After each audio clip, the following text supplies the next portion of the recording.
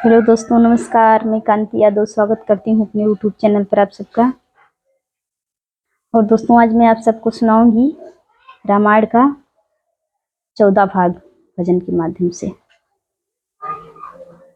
रघुबर रोई रोई कहे हनुमान से, सुन लो भैया ध्यान से ना।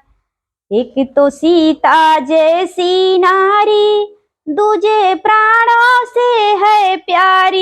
एक तो सीता जैसी नारी, दूजे प्राणों से है प्यारी। तीजे रावण ने हर लिया अभिमान से, सुन लो भैया ध्यान से ना। रघुबर रोई रोई काहे हनुमान से, सुन लो भैया ध्यान से ना। एक तो लक्ष्मण जैसा भाई, दूजे लंका किया चढ़ाई।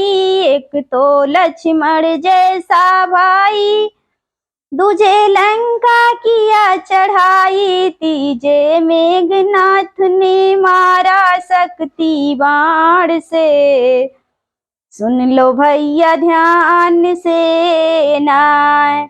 रघुबर रोई रोई काहे हनुमान से, सुन लो भैया ध्यान से ना। तो दोस्तों, ऐसे ही वीडियो में बने रहिए। इसका अगला भाग में अगले वीडियो में आप सबको सुनाऊंगी।